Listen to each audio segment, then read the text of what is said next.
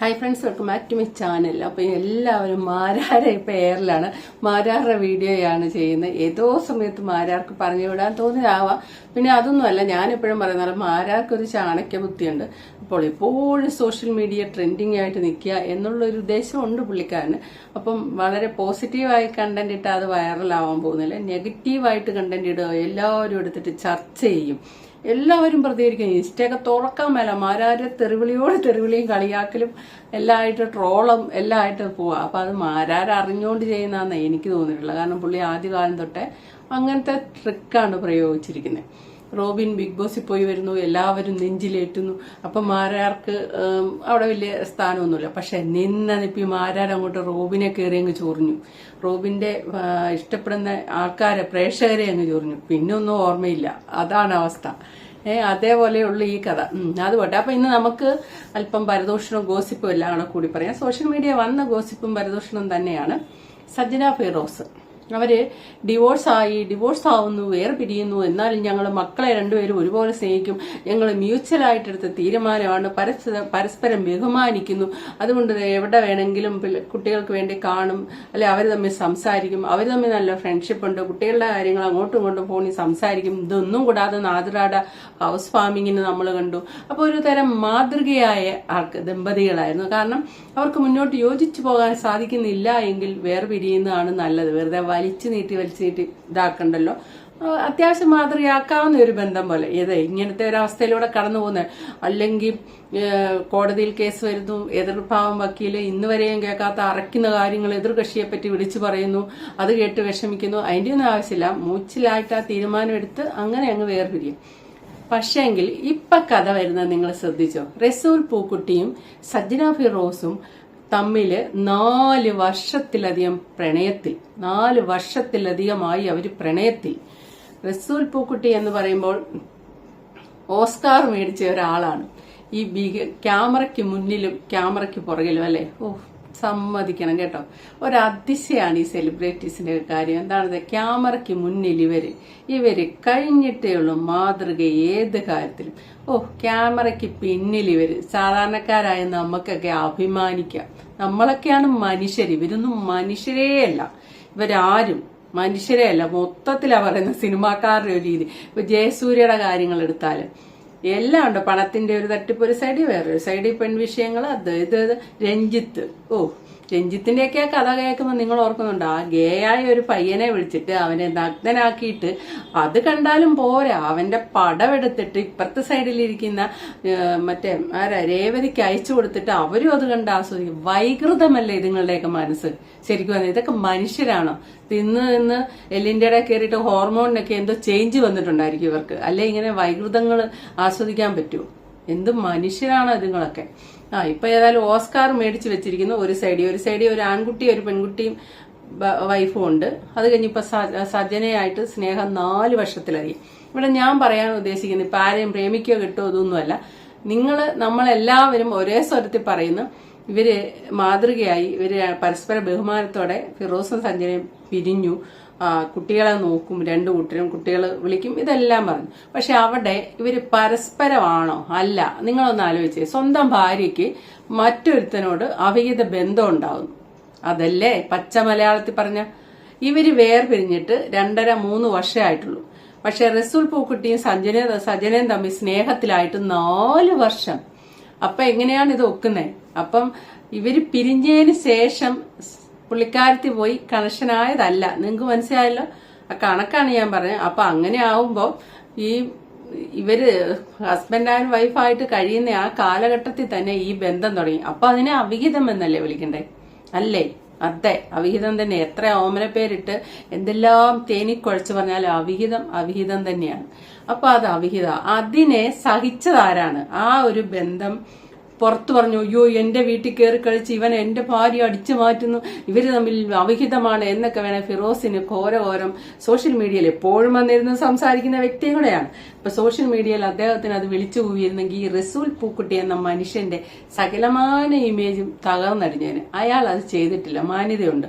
പൊതുവെ ഞാൻ ഫിറോസിനെ കുറ്റം പറഞ്ഞാണ് വീഡിയോ ചെയ്യാറ്. കാരണം ഈ റോബിനെ ചൊറിയുന്ന വാചകം എപ്പോഴും പറഞ്ഞുകൊണ്ടിരിക്കും. അത് ഈ പറഞ്ഞ പോലെ തന്നെ ഈ മാരാറിന്റെ തന്ത്രമാണ് നെഗറ്റീവ് കണ്ടന്റ് ഇട്ട് ട്രെൻഡിങ് ആകുക എന്നുള്ളതാണ്. അന്ന് റോബിനാണ് താരം, അപ്പൊ റോബിനെ ചൊറിഞ്ഞാൽ ഒന്ന് അറിയും, അതായിരിക്കാം. എപ്പോഴും ചൊറിയായിരുന്നു, അതുകൊണ്ട് ഞാനൊക്കെ എതിരായിട്ട് വീഡിയോ ചെയ്തിട്ടുണ്ട്. പക്ഷെ ഈ ഒരു വിഷയത്തിൽ ഫിറോസ് ചെയ്ത ഒരു മാന്യത ഞാൻ കാണുന്നുണ്ട്. സ്വന്തം ഭാര്യയ്ക്ക് മറ്റൊരാളോടൊരു അവർഷൻ ഉണ്ടായിട്ടും ഒരു ബന്ധം ഉണ്ടായിട്ടും അതിനെ പറഞ്ഞ് നാറ്റിക്കാനോ എടുക്കാനോ ഒന്നും പോകാതെ ഞങ്ങൾ പരസ്പരം യോജിപ്പില്ലാത്തതുകൊണ്ട് ഞങ്ങൾ പിരിയുന്നു. എന്തു പറഞ്ഞാലും അവൾ എൻ്റെ മക്കളുടെ ഉമ്മയാണ്, ആ ഒരു ബഹുമാനം ഞാൻ അവൾക്ക് കൊടുക്കും എന്നൊക്കെയാണ് ആ മനുഷ്യൻ പറഞ്ഞത്. അപ്പൊ ആ മനുഷ്യന്റെ ക്ഷമയാണ് നമ്മൾ അറിയേണ്ടത്. പക്ഷെ ഈ ഇന്നലെയൊക്കെ ഒരു വീഡിയോ ഉണ്ട്, എല്ലാവരും എടുത്തിട്ട് പൂശുവാണ്. അതായത് ഞാൻ അവൾക്ക് സ്വാതന്ത്ര്യം കൊടുത്തിരുന്നു എന്നൊരു വാക്ക്, അത് ദാമ്പത്യത്തിൽ പ്രയോഗിക്കുമ്പോൾ സൂക്ഷിക്കണം. അങ്ങനെ നമ്മുടെ അടിമയല്ല സ്ത്രീകൾ. ഞാൻ അവൾക്ക് സ്വാതന്ത്ര്യം കൊടുത്തു, ഫ്രീഡം കൊടുത്തിരുന്നു എന്നൊക്കെ പറയുമ്പോൾ അത് ശരിയാവില്ല. ഇന്നത്തെ കാലത്ത് അതൊരിക്കലും ശരിയല്ല. അടിമത്തമല്ല സ്ത്രീകൾ. അപ്പം ആ സീനൊന്ന് കണ്ടു നോക്ക്. ഞാൻ കൊടുത്തൊരു ഫ്രീഡം എന്ന് പറയുന്നത് ഇപ്പൊ നിങ്ങൾ ഞാൻ കൊടുത്ത ഫ്രീഡമാണ് നിങ്ങൾ കണ്ടത്, കാണുന്നത് ഒരു പരിധി വരെ നിങ്ങൾ കാണുന്നത്. അപ്പൊ എന്നോടൊപ്പം ബിഗ് ബോസ് എന്നൊരു പ്ലാറ്റ്ഫോമിൽ വരുന്നതും ഡാൻസ് ചെയ്യുന്നതും അദ്ദേഹം അഭിനയിക്കുന്നതും സീരിയലിൽ അഭിനയിക്കുന്നതും ഒക്കെയായ, അതായത് ഒരു സാധാരണ മനുഷ്യന് കൊടുക്കുന്ന സ്വാതന്ത്ര്യം അതൊക്കെയാണെന്നാണ് ഞാൻ വിശ്വസിക്കുന്നത്. അതിനകത്ത് ഒന്ന് ഇടപെട്ടോട്ടെ. കൊടുക്കുക എന്ന് പറയുമ്പോൾ അതൊരു തെറ്റായ പ്രയോഗമല്ലേ എന്നുള്ളത് ഫിറോസെ. കൊടുക്കുക എന്ന് പറഞ്ഞാൽ ആ വാക്ക് തെറ്റാണെങ്കിലും ആ വികാരത്തിന് തെറ്റില്ല. കാരണം എന്ന് പറയുന്നത് നമ്മൾ ഈ സാധാരണ നമ്മൾ ഒരു വിവാഹം എന്ന് പറയുമ്പോഴത്തേക്ക് ഭർത്താവ് ഒന്നും നോക്കാതെ ഇരുന്നിട്ട് സ്വന്തമായി ഇറങ്ങിപ്പോയി ഓരോ കാര്യങ്ങൾ ചെയ്യുന്നതല്ലല്ലോ. അപ്പം നമ്മൾ അദ്ദേഹത്തിന് തിരിച്ചു എനിക്കും കൊടുക്കുക എന്നുള്ളത് അദ്ദേഹത്തിന് ഉപയോഗിക്കാൻ പറ്റും. അപ്പം ഞാൻ കൊടുക്കണം, അല്ലെ എനിക്ക് പറയാം കുഞ്ഞ് ഇവിടെ ഇരിക്കുകയാണ്, കുഞ്ഞിൻ്റെ പണികൾ നോക്കാൻ എന്നെ കൊണ്ട് പറ്റില്ല, നിനക്ക് ആ പ്രോഗ്രാമിന് പോകാൻ പറ്റില്ല, ഇനി എനിക്കിവിടെ കുഞ്ഞിനെ നോക്കിക്കൊണ്ടിരിക്കത്തില്ല, എനിക്ക് വേറെ പരിപാടിയുണ്ട് എന്ന് പറഞ്ഞിട്ട് എനിക്ക് വേണമെങ്കിൽ പറയാം. അപ്പം ഞാൻ അതെന്ത് ചെയ്യുന്നറിയോ, ഇപ്പം എൻ്റെ പ്രോഗ്രാം പോലും ഞാൻ മാറ്റി വെച്ചിട്ട് കുഞ്ഞിനെ നോക്കിയിട്ട് പറയും നീ അത് പോയി ചെയ്യൂ. അത് കൊടുക്കലാണ് ശരിക്കും ഞാൻ കൊടുത്തൊരു ഫ്രീഡം എന്ന് പറയുന്നത്. ആ പറഞ്ഞ വാക്ക് ഞാൻ കൊടുത്തു എന്ന് പറഞ്ഞ ആ പ്രയോഗം ശരിയല്ലെങ്കിലും ആങ്കർ അത് എടുത്തു ചോദിച്ചപ്പോൾ ഫിറോസ് കൊടുത്ത വിശദീകരണം നിങ്ങൾ കേട്ടോ. അതായത് ഇവർക്ക് രണ്ടുപേർക്കും പ്രോഗ്രാം വരുന്നു, അവരൊക്കെ നിൽക്കുന്ന ഈ ഫീൽഡാണല്ലോ. രണ്ടുപേർക്കും ഒരു ദിവസം ഒരേ സമയത്ത് പ്രോഗ്രാം വരുന്നു. രണ്ടുപേരും കൂടെ ഇറങ്ങിപ്പോയാൽ മക്കളെ നോക്കാൻ ആരുമില്ലാന്ന് വെച്ചു. അപ്പൊ അതിൽ ഒരാൾ ത്യാഗം സഹിക്കണം, ഒരാൾ അവിടെ നിൽക്കണം. നീ പൊക്കോ, നീ പോയി ചെയ്യാം, ഞാൻ കുട്ടികളുടെ കാര്യം നോക്കി ഇവിടെ ഇരിക്കാം എന്നാണ് പറയുന്നത്. അപ്പൊ അത് പറയാൻ ത്യാഗ മനസ്ഥിതി വേണം. കാരണം അവനവന് കിട്ടിയ അവസരം നഷ്ടപ്പെടുത്തിയിട്ട് വേണം നിൽക്കാൻ. അങ്ങനെ ചെയ്യാറുണ്ടായിരുന്നു എന്നാണ് അദ്ദേഹം പിന്നീട് പറഞ്ഞു വെച്ചത്. അതായത് ഞാൻ അവൾക്ക് ആ സ്വാതന്ത്ര്യം കൊടുക്കാറുണ്ട്, അവള് തിരിച്ചിങ്ങോട്ടും തരാറുണ്ട് എന്നും പറഞ്ഞിട്ടുണ്ട്. അപ്പൊ ആ പ്രയോഗം അത്ര തെറ്റല്ല. വിശദീകരണം തന്നപ്പോ അതല്ല എന്ന് പറഞ്ഞാൽ ഒരു സ്ത്രീയെ ഞാൻ അടിമത്തമാക്കി വെച്ചിട്ട് ഞാൻ അവൾക്ക് സ്വാതന്ത്ര്യം കൊടുക്കാറുണ്ട്, അത് ഇയാളുടെ ഏതോ ഒരു വലിയ സൗജന്യം പോലെ. അങ്ങനത്തെ ഒരു പ്രയോഗം ഒരു കാരണവശാലും പ്രയോഗിക്കരുത്. അതിപ്പോഴല്ല, പഴയ കാലത്ത് അങ്ങനെയൊക്കെ ഉണ്ടായിരുന്നു. പിന്നെ ഇവിടെ പറയേണ്ട കാര്യം എന്താണെന്ന് ചോദിച്ചാൽ, അപ്പൊ ഈ ഫിറോസ് തന്നെയാണ് ഈ കാര്യത്തിൽ മാന്യതയെന്നേ ഞാൻ പറയുള്ളൂ. ഇതുവരെ ഞാൻ ഫിറോസിനെ കുറ്റം പറഞ്ഞ് മാത്രമേ വീഡിയോ ചെയ്തിട്ടുള്ളൂ. ഈ വിഷയം ഒരേ വിഷയം എടുക്കുമ്പോൾ നമുക്ക് അത് നമ്മൾ ചിന്തിക്കുമ്പോൾ അത് ഇങ്ങനെയാണല്ലോ അങ്ങനെയാണല്ലോ എന്നൊക്കെ തോന്നില്ലേ, അങ്ങനെ പറഞ്ഞാണ്. പിന്നെ അടുത്ത ഞാൻ ഇന്ന് ഈ വിഷയത്തിൽ തന്നെ സീക്രട്ട് ആയതിന്റെ വീഡിയോ ചെയ്തിട്ടുണ്ട്. അപ്പൊ ഞാൻ ആദ്യം ഈ സെലിബ്രിറ്റീസിനെ കുറിച്ച് ഇവരുടെ ചീഞ്ഞളിഞ്ഞ മനസ്സിനെ കുറിച്ച് പറഞ്ഞതിന്റെ കാര്യം എന്താണെന്ന് ചോദിച്ചാൽ, ആ സീക്രട്ട് പറയുന്നു ഒന്ന് കേട്ട്. റസൂൽ പൂക്കുട്ടിയുടെ ഒക്കെ ആ ക്യാരക്ടർ എന്റെ പൊന്നും പറയൂല. But when they starts to tell, ഒപ്പം ഞാനും പറയും.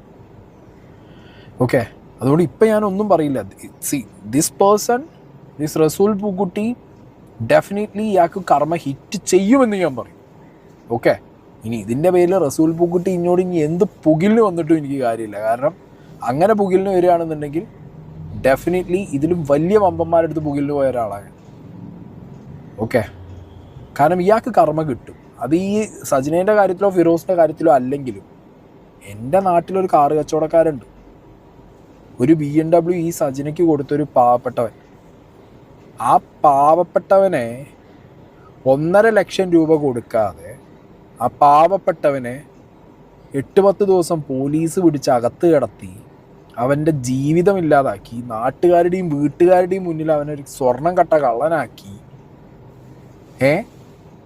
അവനൊരുപാട് കളിപ്പിച്ച് ഒരു പരുവത്തിലാക്കിയിട്ടുണ്ട്. അതിലിടപെട്ടത് ഈ പൂക്കുട്ടിയെ മോളിന്ന് വിളിച്ച് പറയിപ്പിച്ചിട്ട്. മനസ്സിലായോ? അതിൻ്റെ കുറേ നാറിയ കഥകൾ ഇന്ന് എനിക്ക് എൻ്റെ നാട്ടിൽ നിന്ന് കിട്ടി. ഡെഫിനറ്റ്ലി അതിൻ്റെ കർമ്മ തീർക്കാതെ പൂക്കുട്ടിക്ക് പോകാൻ പറ്റില്ല മുന്നിട്ട്. സജിനയ്ക്കോ അതിൽ ഇൻവോൾവ്മെൻ്റ് ഉണ്ടാവും. ആ കാര്യങ്ങളൊക്കെ എന്താണെന്നുണ്ടെങ്കിലും ഞാൻ പറയും. എനിക്ക് ഇവരുടെ പേഴ്സണൽ ലൈഫ് പറയണമെന്നില്ല. ഓക്കെ, അത് അവർ എന്താ വെച്ചെങ്കിൽ പറഞ്ഞിട്ട് പോട്ടെ. ബട്ട് ഈ കാര്യം ഇത് ഇന്നാണ് ഞാൻ അറിഞ്ഞത്. ഇത് എൻ്റെ നാട്ടിലുള്ള മനുഷ്യൻ നമ്മളൊക്കെ അറിയുന്ന ആള്, നമ്മൾ കണ്ടിട്ടുള്ള മുഖങ്ങൾ, അങ്ങനത്തെ ഒരാളെ ഇപ്പൊ നമ്മളെ മലപ്പുറത്ത് വന്ന് നമ്മളെ മലപ്പുറത്ത് പാവം കച്ചവടം ചെയ്ത് ജീവിക്കുന്ന ഒരാളെ ഏതെങ്കിലും രീതിയിൽ ട്രാപ്പിലാക്കി പറ്റിച്ച് രക്ഷപ്പെട്ട് അല്ലെങ്കിൽ അതൊന്നൊരു മുതലെടുപ്പ് നടന്നിട്ടുണ്ട് എന്നുണ്ടെങ്കിൽ അയാളെ ഞാൻ സപ്പോർട്ട് ചെയ്യും. കാരണം എനിക്ക് എൻ്റെ നാട്ടുകാരൻ വലുതാണ്, മനസ്സിലായില്ലേ? ആ ഫാമിലി വലുതാണ്, ആ മനുഷ്യൻ വലുതാണ്. അയാൾ ഇന്നിൻ്റെ മുന്നിൽ വന്ന് കരഞ്ഞിട്ടുണ്ടെന്നുണ്ടെങ്കിൽ നാളെ ആ കാര്യം ഞാൻ പുറത്തു കൊണ്ടുവരും. ഓക്കെ, അപ്പം ആ കർമ്മ റസൂൽ പൂക്കുട്ടി ഇതിൽ നിന്ന് മനസ്സിലാക്കുന്ന എന്ത് വൃത്തികെട്ട വ്യക്തിത്വം അല്ലേ, എന്താണ് ഇവരൊക്കെ. ശരിക്കും എറണാകുളത്ത് ഞങ്ങളൊക്കെ വെളിയിൽ ഇറങ്ങിയത് ഈ കലൂര് അങ്ങോട്ടും ഇങ്ങോട്ടൊക്കെ പോകുന്ന ഭാഗത്ത് ഒത്തിരിയും തെരുവ് പട്ടികളുണ്ട്. ഈ തെരുവ് പട്ടികൾക്ക് ഫുഡ് കൊടുക്കാൻ വേണ്ടി ബൈക്കിലും മറ്റേ സ്കൂട്ടറിലും ബൈക്കിലും സൈക്കിളിലും ഒക്കെ വരുന്ന സ്ത്രീകളെയും പുരുഷന്മാരെയും കാണാറുണ്ട്. ഒരു പാക്കറ്റ് നിറച്ച് അല്ലെങ്കിൽ ഒരു ബാഗ് നിറയെ ഫുഡ് കൊണ്ടുവന്നിട്ട് ഇവരുടെ ഈ സൈക്കിളോ സ്കൂട്ടറോ ഒക്കെ വരുമ്പോൾ എവിടെ നിന്നൊക്കെയാണോ പറന്നു വരുന്ന പോലെ വരും പട്ടികൾ, തെരുവ് പട്ടികൾ. എല്ലാവർക്കും ഇട്ട് കൊടുക്കുന്നത് കാണാറുണ്ട്. അതൊരു നല്ല, മിക്കവാറും പല ഗ്രൗണ്ടിന്റെ അടുത്തും മറ്റേ കലൂര് സ്റ്റേഡിയത്തിന്റെ അടുത്തും എല്ലാം ഇങ്ങനെ കൊണ്ടു കൊടുക്കുന്നുണ്ട്. അപ്പൊ നല്ല മനുഷ്യരും ജീവിക്കുന്നതിന്റെ ചുറ്റുവട്ടത്ത് തന്നെയാണ് നമ്മൾ ജീവിക്കുന്നതിലും അഭിമാനിക്കാം. ഞാൻ ചെയ്യാറുണ്ട് കേട്ടോ, ബിസ്ക്കറ്റൊക്കെ മേടിച്ച് കൊടുക്കാറുണ്ട്, അല്ലാതെ പൊതിഞ്ഞ് കെട്ടിക്കൊണ്ട് കൊടുക്കാറില്ല. അത് കാണുമ്പോൾ എനിക്ക് ഭയങ്കര ഒരു ഇതാണ്, അങ്ങനെ ചെയ്യണം എന്ന് തോന്നാറുണ്ട്, ഓർക്കാറില്ല പിന്നീട്. പക്ഷേ ഇയാളൊക്കെ ഇത്രയും ഓസ്കാർ അവാർഡ് മേടിച്ച ഒരാൾ, ഈ ഓസ്കാർ അവാർഡിനെ പറ്റി ഫിറോസ് പറയുന്ന ഒരു കാര്യം കേൾക്കാം. എപ്സ്റ്റീൻ ഫയൽ, അതിൻ്റെ ഞെട്ടലിലാണ് പലരും. ആരാധിച്ചിരുന്ന പല ബിംബങ്ങളും ഉടഞ്ഞ് തരിപ്പണമായിരിക്കുക. പക്ഷെ എനിക്ക് വലിയ ഞെട്ടലോ കാര്യങ്ങളൊന്നും ഉണ്ടായില്ല. കാരണം ഇവിടെ നമ്മുടെ ഇൻഡസ്ട്രിയിൽ ഇതുപോലൊരു ഫയൽ ഒരിക്കൽ തുറക്കപ്പെടും. നിങ്ങൾ ആരാധിക്കുന്ന പലരും അന്ന് ഉടഞ്ഞ് തരിപ്പണമാകും. അതിൽ ചില വലിയ വലിയ അവാർഡുകൾ വാങ്ങിയ, അതായത് വേൾഡിൽ തന്നെ ഏറ്റവും ഫേമസ് ആയിട്ടുള്ള അവാർഡ് വാങ്ങിയ ചില മലയാളി, അവരൊക്കെ ഇതിലും ഈ ഫയൽ നമ്മൾ കണ്ടതിലും വികൃതമായി പലരെ യൂസ് ചെയ്തിട്ടുള്ള ആൾക്കാരാണ്. അത് എന്തായാലും കാലം അത് തെളിയിച്ചിട്ടേ ഇവിടുന്ന് പോകും. അന്ന് ഈ ഇപ്പം കണ്ട ഈ ഞെട്ടലിനേക്കാളും അതീവ ഞെട്ടലായിരിക്കും നിങ്ങൾക്കുണ്ടാവുന്നത്. നിങ്ങൾ ഇന്ന് ആരാധിക്കുന്ന പല ബിംബങ്ങളും ഡെഫിനറ്റ്ലി അടഞ്ഞു തരിപ്പണം. ഫിറോസ് പറഞ്ഞോളൂ തന്നെ റസൂൽ പൂക്കുട്ടി എന്ന് കേട്ടപ്പോൾ ഒന്ന് ഞെട്ടിയിട്ടുണ്ട് സഞ്ജന. ഈ സജ്ജന ഫിറോസ് സജ്ജനയും ഫിറോസും ഒക്കെ നേരത്തെ കല്യാണം കഴിച്ചവരാണ്. അത് കഴിഞ്ഞ് രണ്ടാമതാണ് ഇവര് തമ്മിൽ കല്യാണം കഴിച്ചിരിക്കുന്നത്. രക്തത്തിളപ്പിന്റെ ഒരു പ്രായം ഇതിനെയൊക്കെ പറയാനുള്ള, അല്ലാതെ വേറൊന്നുമല്ല. ഒരു ഇടത്തുനിന്ന് അയാളുമായിട്ട് യോജിപ്പില്ല, അയ്യോ ഒത്തിരി പീഡനം സഹിച്ചിരുന്നു എന്ന് പറയും ആദ്യത്തെ കല്യാണം. അടുത്ത ആളെ കണ്ടപ്പോൾ നല്ല വൈബ്, അയ്യോ അത് ഞങ്ങൾ തമ്മിൽ നല്ല ചേർച്ചയാണ് സംസാരിച്ചപ്പോൾ, അപ്പൊ ഞങ്ങൾ കല്യാണം കഴിക്കാൻ തീരുമാനിച്ചു എന്നുള്ള രീതിയിൽ പറയും. ഇതിൻ്റെ ഇടയ്ക്ക് ഓരോ കുട്ടികൾ ഉണ്ടാകുകയും ചെയ്യും. അത് കഴിയുമ്പോൾ അടുത്ത ആളെ കെട്ടിക്കഴിയുമ്പോൾ അവരുമായിട്ട് ഞങ്ങൾ നല്ല ചേർച്ച. ഇതെല്ലാം രക്തത്തിളപ്പിന്റെ ഒരു പ്രായത്തിൽ സംഭവിക്കുന്നതാണ്. ഇവർക്കൊക്കെ കുറച്ച് നാൾ കഴിയുമ്പോൾ ഇതെല്ലാം ശരിയല്ല എന്ന് തോന്നി. ഇപ്പുറത്തെ സൈഡിൽ ഈ റസൂൽ പൂക്കുട്ടിക്ക് ഭാര്യയും മക്കളും ഇല്ലേ, അതുണ്ട്. മറു സൈഡിൽ ഇവർക്കും ഉണ്ട്. പിന്നെ ഇവരേതായാലും മക്കളെ വിഷമിപ്പിക്കാതിരിക്കാൻ രണ്ടു കൂട്ടരും ഈ ഏതായാലും ഒന്നിച്ചു നിൽക്കുന്നുണ്ട്, ഫിറോസും സജനയും. അതെങ്കിലും ഉപകാരമില്ലേ ആ പിള്ളേരുടെ ഒരു മാനസികാവസ്ഥ എന്തായി തീർന്നതിന്. ശരിക്കും പറഞ്ഞാൽ ഇതൊക്കെ വേണ്ടതാണോ, അതിൻ്റെ ഒരു വേണ്ടതാണോ എന്ന് ചോദിച്ചാൽ അല്ലെന്നേ മറുപടി പറയാൻ പറ്റുള്ളൂ. കാരണം ഒരു ആദ്യത്തെ ഒരബദ്ധം അല്ലല്ലോ ഇവർക്കൊക്കെ തമ്മിൽ സംഭവിച്ചുകൊണ്ടിരിക്കുന്നു. Okay, thank you for watching. അടുത്ത വീഡിയോ കാണാം.